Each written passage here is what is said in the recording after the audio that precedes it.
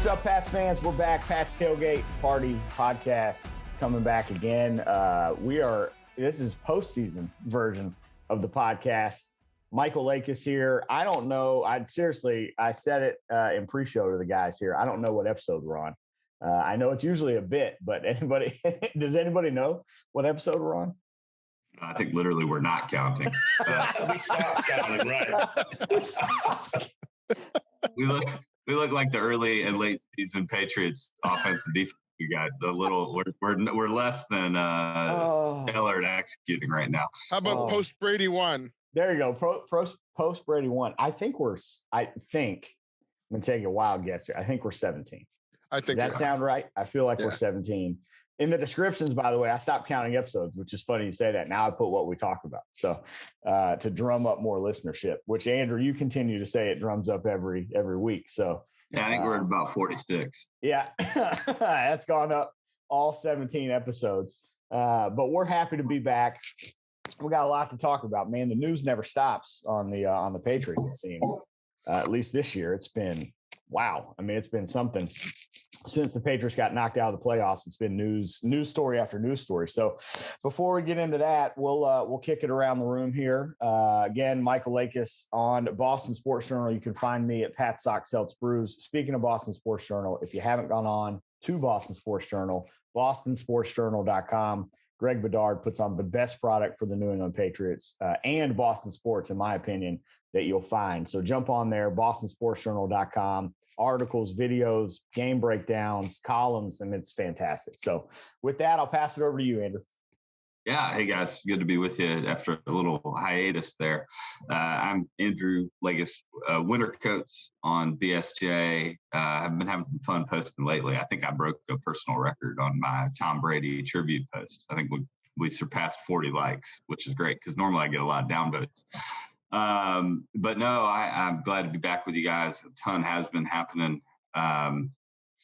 And, I think as a fan, I hate not having football to watch, but I also do actually like this part of the offseason, like who's moving, who's staying, what we need to look for in the draft. And so, yeah, excited to be back with you guys today. Awesome. Very good. Very good. I think you broke the word limit on that post also. I mean, Greg needs to follow the Twitter 140 words. Sometimes it just starts flowing and you got to get it all out there. Sorry, I did it on LinkedIn, by the way, with Brady, Andrew, real quick before we go to you, Mike. I put it on LinkedIn and I actually replied to his retirement post, which he never replied to, but I put our picture on there when we met him and told him that we met him in person. So if you ever find that on LinkedIn, it's pretty cool. All right, Mike Davis. Mike, how are you today? I am fantastic as usual. Mike and Stoneham is my handle. And I got to say, if you aren't reading Greg's stuff, you aren't getting caught up on what's going on this offseason. And, I think the next time we get together, we're going to talk about what the team has to do in team building. And boy, his stuff has been dead on this week. Great stuff to read. And I got to give Sean a special shout out because I haven't given a rat's what about the Red Sox, but man, that guy is writing some quality stuff right now too. So, just, shout out to BSJ, great site, best paid content on the web, period, paragraph, end of statement. I love it. Going deep in the coffers with the Red Sox talk right now. Love it, Mike Davis. All right. Doug Lakis, how are you today? Hey, guys. Coach. Glad to be back after a few weeks off. D. Lakis on BSJ. I'm excited to talk some of. I like this off season as well. I'd rather be watching the Patriots every Sunday, but it's fun to see what's going to happen down the road.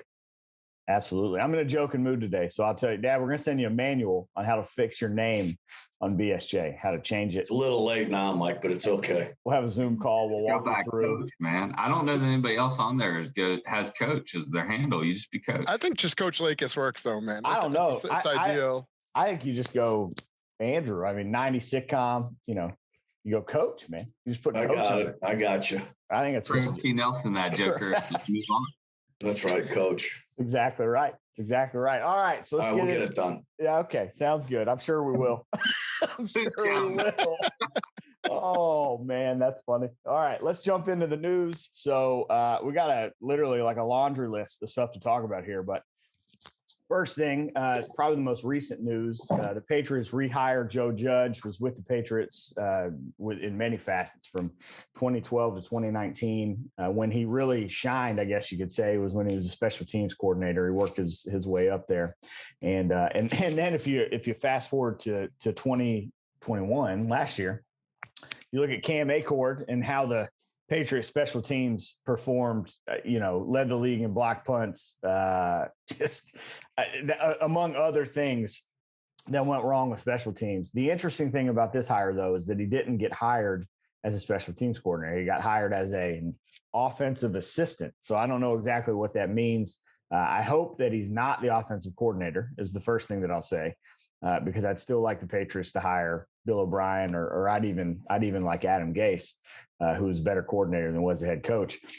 But I really hope he helps with special teams. I don't care what his title is. It could be janitor for all I care, as long as he helps out with the special teams. So I'll pass that around the room. Let's chew on that for a minute. What do we think about the Joe Judge hire? I think it's a great hire. Again, keeping it in context, for him to be, I hope, like you said, Mike, with the special teams, offensive assistant. But Belichick hires in that mode, though, where he brings a guy in, he doesn't really give him a title, and then winds up, I guess, putting him where he thinks he needs him. So Judge will add to that staff for sure. And I think right now that's a big thing. Yeah, I mean, the brain drain has been real. I mean, with Josh leaving and Ziegler leaving, and Ziegler Josh taking the quarterback's coach with him, this team has steadily lost some really good, solid coaches. And they brought Patricia back for better or for worse. Now they've got Joe Judge back. I think it's a good sign. I hope there's a lot more coming. I hope we see some more help in the front office. I hope we see some more guys coming back to help on both sides of the ball. As you said, I hope we see a seasoned offensive coordinator. Would love to see them bring somebody, back to be a seasoned voice on the defensive side of the ball. And Belichick seems to have wanted to move himself up to more like a CEO role. Good, do it. Give somebody special teams and give somebody offense and give somebody defense, and then you can float and do what you do great. But at the end of the day, that they can't change the practice schedule. And I know it sounds like a broken record, but if you don't have enough time to practice all those things for special teams, how are you going to fix it, right? So that is hard, and I get it. Other teams didn't do as poorly, but if your focus on detail is taking time, and there isn't enough time to do what I mean, like there's only so many hours in a practice. Yeah. I think the way I see it, there's two positives here. The first is with the brain drain that's happened. I mean, just getting anyone back who's been a successful position coach with the team has got to be viewed in a positive light. And then second, thank God, hopefully Joe Judge won't be doing interviews or post-game interviews, because he really did a number there in the last couple of weeks of the season as Giants head coach. And, I want him nowhere near that podium. So hopefully that's a positive. What are you talking about? I think that's probably a safe bet. What, you don't want to hear about internal meetings where guys said they take less money to play for the Giants? Come on, man. Are you kidding me? Yeah, you don't want to hear about that? No, he lost his mind. But, hopefully he can recharge, refuel up in Foxborough. I do think that I'm a little worried that the Giants were, I think, 31st in the league over his tenure in offense.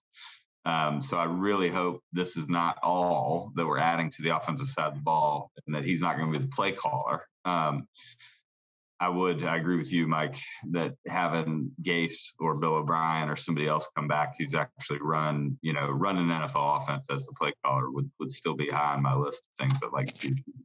I'm a little worried. Excuse me. I'm a little worried that Bill O'Brien's not going to leave Alabama. And I know it sounds weird because it's a pro job, but there are rumblings and sources saying that he wants to stay at Alabama, which I find interesting. Which I'm good. I'm good with Adam Gase. I mean, Adam Gase took Peyton Manning when they were in Denver, essentially grabbed the Colts offense, made it work in Denver with Peyton Manning and formed it around him. I mean, he could do the same thing with McDaniel's offense in New England. I think he's a smart offensive mind, but we'll see. I mean, we'll see what happens there. I will say I agree with all of you guys though when you're talking about the brain drain and just needing to bring in a smart mind.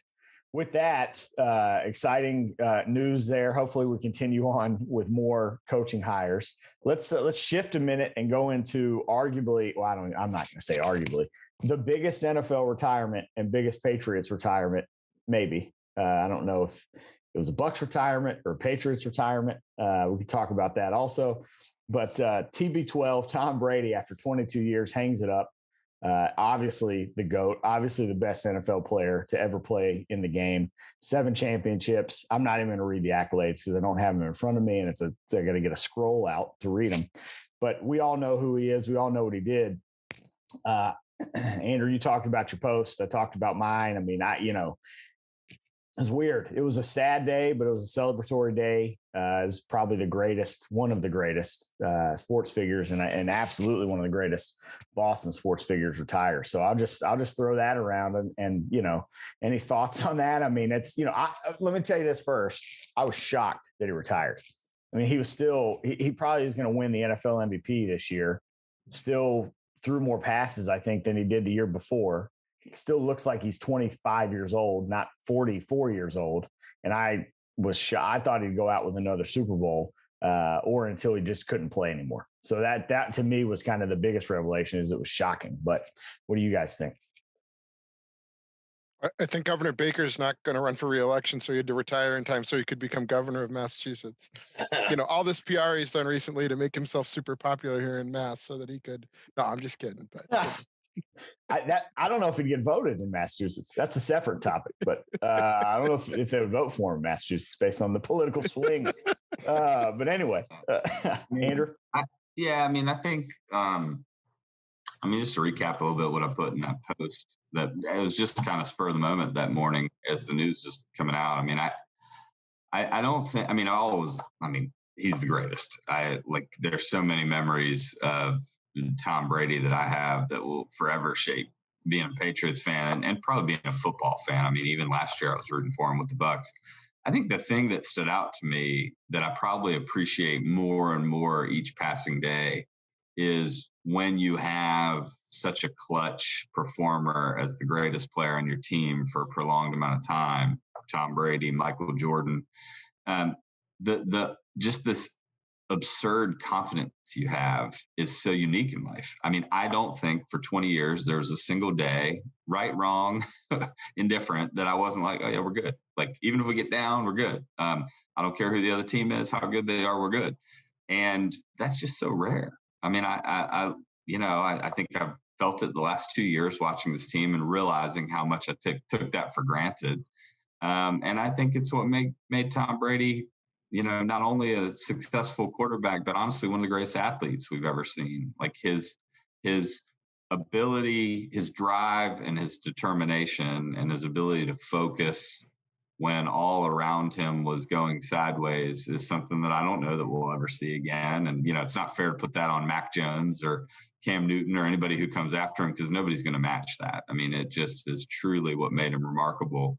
And so, I think I moved on from that as a Pats fan a couple of years ago, obviously, but as a fan of the NFL, it's just sad that he may not be in the league anymore. And we may not see that grit, determination, and excellence every Sunday. I think, too, I was watching the last couple of days. I've been watching some of the old Patriots Super Bowl games. And I think one of the biggest tributes to Brady amongst all of that is when the guys on the other team are sitting on the bench during the game and they're ahead. And they say, one of the guys will tell them, we got this. And the guy sitting next to him says, they got 12 on the other side. So, I mean, that kind of confidence and maybe lack of confidence flies over to the other sideline. Andrew, that was well said. There's not much else to say. The guy's been phenomenal, and the NFL will hurt without Brady for sure. I hate he didn't stay in New England, but that's a subject for another day. But he's just the greatest of all time, and that goes kind of without saying anymore. So Andrew, I think the 28-3, when you see people put 28-3, that's that that, you're never out of it with Brady, and he's going to bring you back. I think that one little 28-3 encapsulates everything you just said so intelligently and so articulately. So at least that for me, that was it. 28-3 is, hey, we're never out of it. Hey, we're never going to, as long as we got number 12 on the sideline, there's always hope. There's always a reasonable chance that you can bring back. And I think a lot of times this year, we kind of felt 28-3 when we were coming back, but the difference was we would come back, but we wouldn't come all the way back, right? We'd get close. But yeah, I mean, there's no doubt. And look, anybody who was upset about him not including the Patriots in his retirement statement or whatever, just get out. I'm sorry you feel come upset, on, Mike. Just come on get now. out. Come on Just now, get Mike. out. Don't do that, Mike. Don't do that. I don't know if I agree with that. 10 Super Bowls, however many AFC championships, that man owes us nothing. He left everything on the field there. I'm just good. Like, you're the one who go ahead, Andrew. I'm not a big conspiracy theorist because I think life usually is better understood as the simplest explanation. But I do think the news yesterday or the day before, my days are blending together, that he kind of said, I'm done for now, but never say never. I do think it's interesting when you then go back and read his retirement post that was all about the Bucs, because it does make me wonder if, he subliminally, subconsciously, he kind of knew he was moving on from the Bucs. This may be it. It may not be it. And wanting to do right by the Bucs and their fans to kind of say goodbye and not murky it with the Patriots. Because if I were not so certain that I'm done for good, that's what I would do. I mean, I would say goodbye to the team I'm with now and try to be an upstanding, classy guy. And he may 3 or 4 months from now, I guess not 3 or 4, probably 6 months from now, later in camp, end up with the Niners or the Titans and give it another run. And I think if that's the case, then his message makes more sense to me with the Bucs. But it also could be that he's still bitter and angry, and part of what made him, have the determination and drive to never be out of it is that he holds grudges and that he still doesn't like the fact he had to leave New England the way he had to leave New England. And so I don't know. I mean, to layer on a little conspiracy there, it wouldn't shock me if he comes back later in the summer for one more run, but just with a different team. I mean, the Bucs aren't going to be as good as they were. Bruce Arians is a hot mess. Sorry, Dad. I just said I look like him. I didn't say I'm like him. Well, Andrew, to be fair too, and I was I was uptight about the fact they didn't mention anybody in the Pats organization or the fans. Is probably what made me most uptight about his IG post. But to be fair, then I went back and I read his post from when he left the Patriots in 2019. It was like linear. It was the same thing, but it was to the Patriots. So he already gave the post to the Patriots when he left the team. So he may be doing that piece right when he leaves a team, and it could leave the door open for him coming back. I want to say one thing, not to go, obviously it was really well said, Andrew, what you said, but I want to say one thing, and this is going to not be fun for probably Pats fans to hear. And we already knew, he was the greatest all time. I mean, Andrew, you and I used to say it in 2004 that he's the greatest of all time. Like we knew back then, right? But for the whole world, stay with me here, not for Patriots Nation, but for the whole football world that used to go Brady, Manning, and have all these arguments and yada, yada, yada. I think there were two things that made him the greatest in the NFL on a global stage. One, 28-3, Mike, which is what you're talking about. The fact that he did that showed the world, like that ended the argument. But then the fact that he left Belichick and did it again with a new team in year one with Tampa, without Belichick, with the hot mess, Bruce Arians, and he ran the offense on that team and did it again and won a Super Bowl, I think separated him and Belichick, where if he just would have stayed with the Patriots, there always would have been an underlining, well, was it Tom or was it Bill or was it a little bit of both? And the fact that he separated himself for a year and did it alone really propelled him to where he is now as the greatest of all time. So it sucked to see him do it with another team, but I was rooting for him also. But I think if you take those two things, in my opinion, those were the two things that really propelled him upwards. So well, two things. Point, number one, oh, sorry, go ahead, Coach. No, I was just going to say to your point, Mike, it's a great point. I think they still established over that 20-year period that he and Belichick were the greatest coach-quarterback combination in the history of the NFL. So then he goes and wins it on his own. So now he's established two gateways, if you so to speak. And I think he's accomplished exactly what he set out to do. So Mike, the two things I was going to say is you're right. That was the only thing Manning had over him, is he had won a Super Bowl with two different teams. So Brady's like, okay, check that off the list. Now there's absolutely nothing anybody has over me.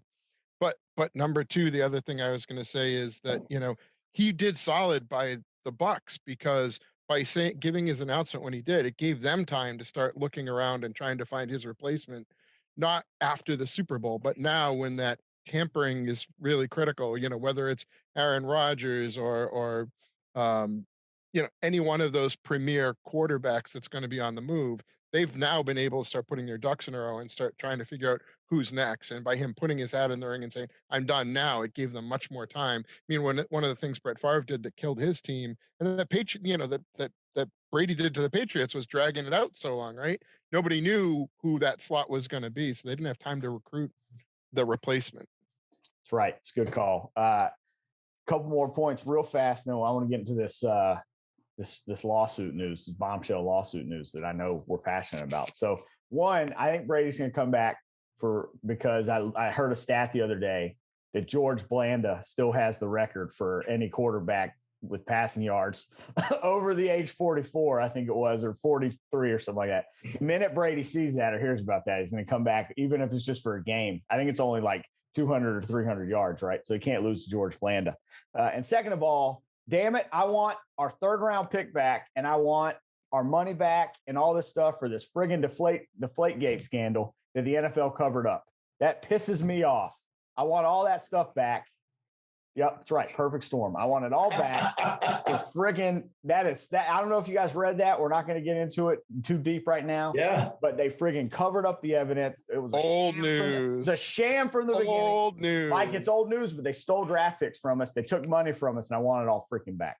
31-1, man. That's the other owners trying to get their piece of flesh out of the Patriots because they were too good. That's all it was. I want that Rutgers safety that we would have drafted with that third round pick. I want that kicker from Marshall. All right, I want those guys back. All right. Well, I think. I mean, here's what I'd say to that, and I think it's it may serve as a segue to this conversation about the lawsuit. I mean, first of all, you can't go back and relive it that way, because at the same time, I mean, Brady, in many ways, I think it fueled Brady. I mean, he came back after that suspension and won another 2 Super Bowls and worked hard, and it kind of put that.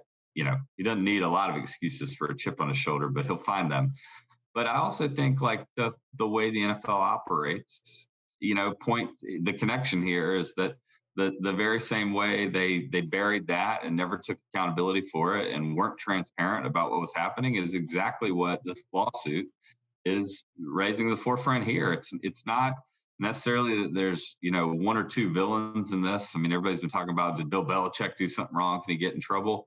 And the reality is, it's a systemic issue. It's just the fact that the way the league operates, the way they do business, the way power moves, Brian Flores and whoever else decides to join him has said enough. Like this, in this day and age in 2022, there are enough models in the private sector and the business world of how you can do things on the up and up and in a way that is actually, fair and just. And he said this needs to stop. And you can get into, does he have a case? Where will it go? Is it a case of sour grapes and all that? And I think it's worthy discussion. But the reality is, it took a lot of courage for him to file that lawsuit, I think. And it particularly took courage when he did it. I mean, I think he was probably going to get another job. And he made a choice to say, maybe I would, maybe I wouldn't, but enough's enough. And I think there's merit to it, is what I would say. And I hope the NFL takes it seriously. And that some change actually comes from this, whether Brian Flores ever sees that change or not, or if it's just larger than him. I think it's the right time for this sort of thing to be reckoned with. So I'm going to start by saying the way it changed in the NBA is when people of color started joining the Millionaires Club, right? When they actually started owning teams. Drake owns the team, right? The Lakers have minority ownership with Magic. Jordan. Like when they're literally, Jordan, right? When people of color are at the table and sitting in that billionaires row, then it's a lot easier to call other people out and go, nah, you can't do that, right? right now, I don't think there's anybody of color out there who's sitting in any kind of ownership. Shad Khan is the only one in the NFL. He's doing a wonderful job. Yeah. That's not what I'm talking about. I understand that. I'm talking about his results. No, well, but just to the Shad Khan point, I think the last thing I want to get into is like what starting to parse hairs of separate hairs of like what minority is who and who's owning what. But the reality when you look at this thing and you view it through a systemic lens is that if you look at the disproportionate number of superstar accomplished NFL players that are black men who then have trouble getting hired as offensive coordinators, which now seems to be the pathway to head coach, and then getting hired as general managers and then owning a team. If you're not predisposed to wanting to prove your point, you got to look at that and say something is not right here. You don't go from being a great middle linebacker or a great quarterback or a great player and in any other industry, you would say like, oh, I bet those people would be really good leaders of men and good managers and good people we would entrust our divisions, sectors, organizations to. In the NFL, it just doesn't happen. Like you don't have enough. And when you do, to part of Flores' point in the lawsuit, and then when you do, those guys get a lot less of a chance. They get fired a lot faster than mediocre coaches who haven't even been great players or haven't been great coaches. The whole thing, if you look at it open-eyed, I think points to something is wrong here and needs to be addressed. Well, and look, sorry, go ahead, Coach. No, go ahead, Mike. Look, it's a billionaires club and it's a license to print money. Denver's getting ready to sell their team. When's the last time a team changed hands? Right? They don't happen very often. It changes hands more because the owner dies and it hands over to his wife or his son or whatever, right? That's how teams change hands nowadays more often than any other. So you have to have the opportunity, right? Now would be the time for the right group to step in and put together a majority ownership to buy a team like Denver. That would be a place where you could start to see a change, right? Don't tell me there aren't people out there who have the financial means to put together an offer to buy the Denver Broncos. Of course there are. I think it might be the place where now's the time to take a stand. But let me ask you this, Mike, if that were to be the case, and I could be wrong about this, but don't the rest of the NFL owners have to okay the proposal for them to buy the team? Yeah, but at the end of the day, it's all about the Benjamins, right? Look, I put this in the comment section of BSJ a couple of weeks ago, and then got busy. I haven't gone back to see what kind of response it got. In a lot of my work over the last 20 years, I've been committed to equity and trying to figure out how to create industry systems and organizations that are more racially equitable. There's 4 questions you ask when you see a big systemic problem like this. Who has the power? How'd they get the power? How are they using that power? And who is harmed by the way they're using that power? If you honestly ask those 4 questions through the lens of the NFL, there is no way you can walk away and say, okay, there isn't some racial inequity built into the way this operates. Of course. That doesn't mean there's bad actors. That doesn't mean that people are bigots. That is a completely different conversation. It's a matter of, Mike, you just said it. Most of these folks have power because they became millionaires with the growth of the league. These aren't even actually good businessmen in most cases. They bought a team, and that team became $1 billion enterprise over about a 25-year period of time. They hand that power down to the people in their family or that they are comfortable with. They then make decisions to surround themselves by people they are comfortable with. And who's on the outside in this scenario? It's people like Brian Flores or David Culley or Hugh Jackson. And I think, it's disheartening to see where this debate goes and how we try to take a macro, big systems challenge and then start to make it about individual people, Andrew, let me ask another question on that, based on what you're saying, and it kind of goes into what both of you guys are talking about. But sometimes I have to, as if my mind goes off into the different areas of this conversation, I sometimes recenter myself with the question. I think it was one of the questions you asked: how did they get that power? And I sometimes go back, and if we're talking about a system, or we're talking about the system of our country, from the 1600s and on. I look at the inequity and equality of the time, obviously the most glaring being slavery and moving on into Jim Crow South and into history. And there's a lot in between there and a lot of stuff that happened. But I sometimes think about the gaps in economics and the gaps in education and the gaps in equal rights in the country. And then I fast forward my brain to 2022 and I go, well, there's no doubt why there's a systematic problem in our country. Look at what happened in the early origins of our country and how this country was built on the backs of forced labor and on the backs of things that happened that were specifically oppressive to minorities and people of color. And so I sometimes have to, I'm just adding that in for a little bit of context. When we get in, there's a lot of times when we have these conversations where we find little red herrings and things where we just, oh, no, it's not bigotry. It's not overt racism. And that's not what we're talking about here. What Flores is talking about is a systematic problem. And you said it really well, but a systematic problem of racial inequity in the NFL that frankly stems back to a bigger societal issue that's gone on in this country for 400 to 500 years. So I just I'm just kind of throwing that out, I guess, is something that I have to do to continue to educate myself or continue to see both sides of the ball, specifically as a white guy who doesn't really understand or live in that worldview of someone who may experience that. I have to sometimes stop and just listen and just ask questions and not immediately get defensive or not immediately say, well, that's not right. I sometimes have to go, well, hold on a second. What does history tell me? And what does this person's experience tell me that I can't quite comprehend or understand simply because I don't live in their skin? So I just want to throw that out there maybe as context as we're having this conversation on how I personally look at or recenter myself to this issue. I mean, let's bring it back around to football for a second. How many of you would be upset if Brian Flores came back and was the defensive coordinator for the Patriots? I know I'd be ecstatic. Lawsuit be damned. You know, if he's going to add talent to the team, that was probably as good a defense as we've had in a long time when that man was calling the shots. Oh, absolutely. White, whatever color, bring him back, man. I don't care what that is. And if I'm Jonathan Kraft and Robert Kraft, I'm like, do you remember that 31-1? You know, this whole Deflategate thing? I don't care if he's suing the rest of you. I'm hiring him and I'm bringing him back. And by the way, I'm going to do him as a defensive whatever so that Miami gets to pay the full freight.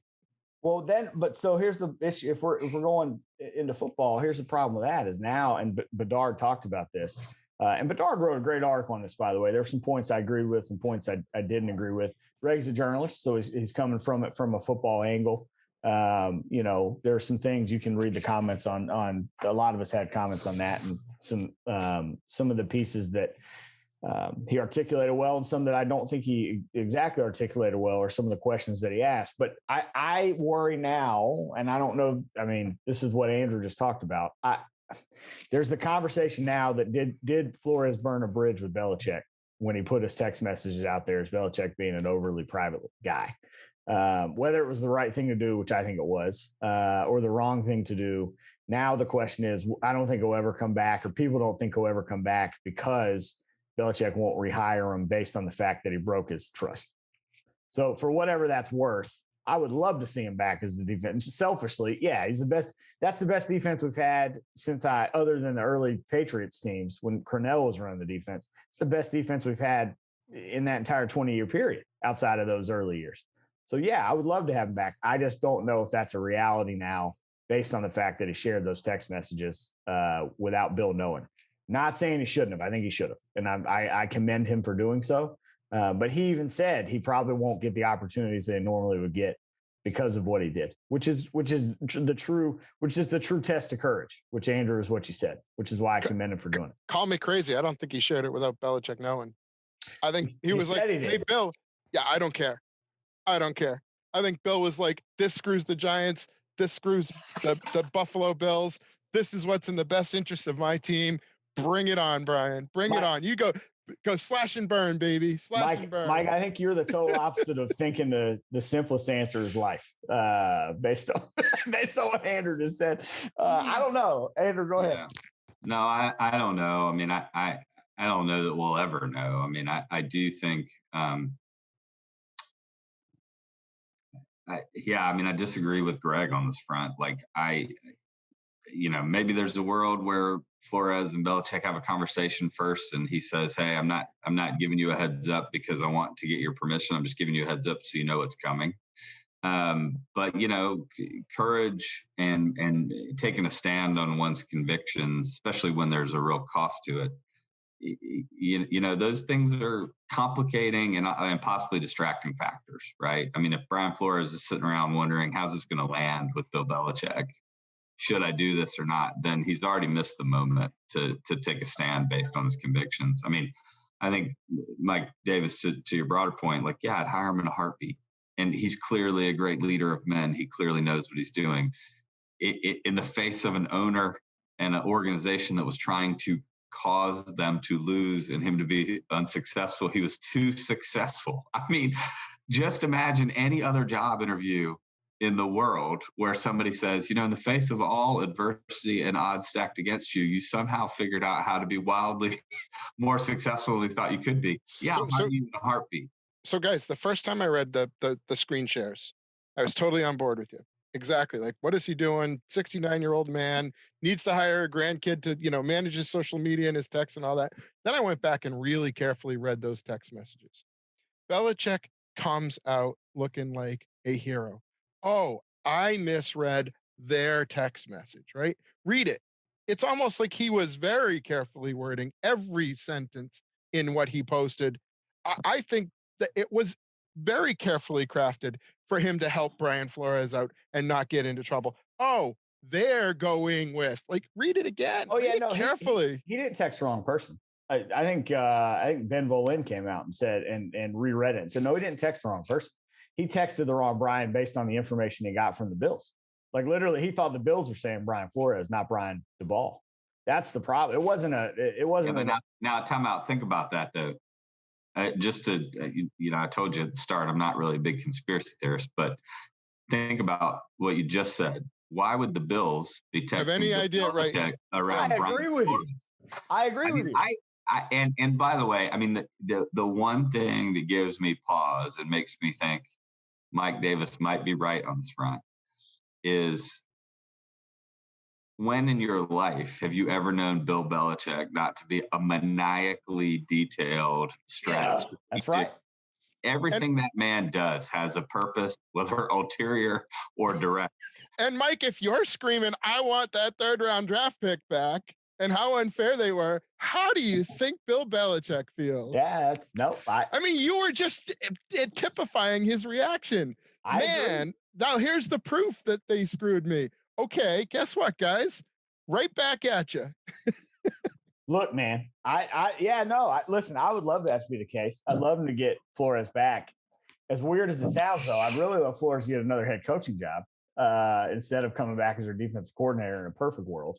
But again, I think that he probably understands that may not happen at this point, which again paints the picture to a bigger problem of what we're talking about. The fact that this is similar to the Kaepernick story that happened in the NFL. The fact that, not to digress us too far, but the fact that Colin Kaepernick never played a quarterback in the NFL again is outrageous. I watch backup quarterbacks in the NFL. I watch the majority of starting quarterbacks in the NFL. The fact that Colin Kaepernick never got to play again in the NFL is outrageous. So look, I think this is something we could spend hours talking about. Maybe we'll have a separate podcast just on this lawsuit because it goes into so many facets of society, so many facets of history, so many facets of just everyday living that need to be brought to the light. Andrew, I think you did a great job of explaining, asking those questions. I think those are questions that need to be asked by many people in society, many organizations, to figure out a better way to have a more equitable organization in society. And we also have to just listen to other people and understand where other people are coming from, and understand that our worldview, my worldview, everybody's worldview is not the correct worldview, but there are millions and billions of them out there. And the more we stop and listen to those worldviews and seek to understand, the better off we'll be. Well, I would say this, that in all the discussion that I've just listened, it's been wonderful from you guys, but this is a topic that could go on for weeks and weeks and weeks in a roundtable discussion. with a lot of powerful people. And I think that it's awesome. I think that hiring one black coach or two black coaches in the next 2 weeks doesn't change anything with the way the NFL runs. And this just scratches the surface of what has to happen. This kind of discussion, on an ongoing basis with the right people has to happen, and it has to, get deep. So that's right. It's good. Well, I kind of have to segue back to football, ironically enough, because there is a Super Bowl coming up this weekend. Man, we should have ended on the lawsuit. I feel like that would have been a better way to end it. But we have to talk about the Super Bowl and talk about who we think is going to win. And man, I saw a video the other day. I think I sent it to you guys of the Bengals fans celebrating after the Super Bowl. It was I don't cry often, but there was a little bit of a tear there, probably because it reminded me of how we felt as a family. In 01, right? In 01, right? Like just seeing them in that situation. And it was really cool to see the Bengals fans celebrate. With that said, my heart is with the Bengals. I know we're up against the clock here, so we'll go fast, but my heart's with the Bengals. I think they're great offensively. I think they actually have pretty solid defensive line also. Although I think the Rams are smart. They have just talent all over the place. They have a great defense. Generally speaking, defense wins championships in the Super Bowl. Look what happened last year with Tampa and the Chiefs. So I really want the Bengals to win. Unfortunately, I think the Rams are probably going to win and be the second team in a row to win a home Super Bowl game, even though they're the road team in the Super Bowl, which is interesting. Well, let me pull a Lee Corso and say, not so fast, my friend. As a Patriots fan, two things stand out to me. I do think this Bengals team has some real strong parallels to the 01 era Patriots. They shouldn't be winning these games. They do find a way to win these games. I think Joe Burrow is the closest thing we've seen to an heir apparent for Tom Brady in 20 years. He's got kind of an undeniable swagger, just kind of this confidence that I have no idea where it comes from. And he makes plays. I think the other thing that just stands out to me, the Rams defense is really good. But if Jimmy Garoppolo could have made a solitary play and Kyle Shanahan wouldn't have had his normal fourth quarter meltdown, then we're not even talking about the Rams right now. The 49ers should be ashamed they lost that game. And I think that the Bengals are a tougher team. I think they've overcome adversity. I think Joe Burrow will make those plays that Jimmy Garoppolo did not make. I don't think it'll be easy. I think it should be a pretty good game. But I'm going to pick the Bengals. I think the Bengals win this game. I don't score. I haven't really looked at the lines or the numbers, but I think they win it like they've won their last two. I think it's towards the end of the game. It's a close game. I could see them winning, we'll say 27-24 with this kid McPherson with a walk-off field goal or a late game. Andrew, I'm Burrow. My heart's with you, but my head says, first 50-something years and the home team never gets to host, now 2 years in a row. The advantage that a team has getting to play at home for a Super Bowl is massive. Mike, you hit the nail on the head. The Cincinnati Bengals were so excited to be going to the Super Bowl. This is going to be such a big thing, and all of the Super Bowl hype and all of Radio Row and all of those things that they're getting pulled into this week. Meanwhile, it's a business as usual for the Rams. They're at home. They're getting to use their own facilities. They're going to do everything the same. They're going to show up. I don't care what locker room they're in. It's just another game in their building. I don't think you can underestimate how much more prepared they're going to be at kickoff. And that, I just think with that talented a team, that's just too much to overcome. I would love to see Cincinnati win it. I just think being at home and not having all those distractions and the travel and all of that, that is a massive advantage for them. And with all that talent, that's why I picked them before they played Tampa. And I'm just saying, I think it's too much to overcome. Give me a prediction, Mike. Score prediction. By the way, the line is the Rams are favored by 4.5. Over under is 48.5. So I actually think it's going to be a blowout, but I would love to see Burrow bring it back. I think they're going to run up on him quick, and it's just a question of can Cincinnati recover? I think they may go out 2-3 touchdowns pretty fast on him. Give me a score, Mike. 35-21. Oof, that would be a blowout. All right, Dad. I'm looking forward to seeing Ramsey and Chase. I hope that matchup happens because I think Chase is going to run by him 2 or 3 times, and we'll see what happens. But my heart's with the Bengals as well. I really enjoy watching them play, and for that reason, I'm going to say the Bengals are going to win. I think defensively, the Rams are really, really good, and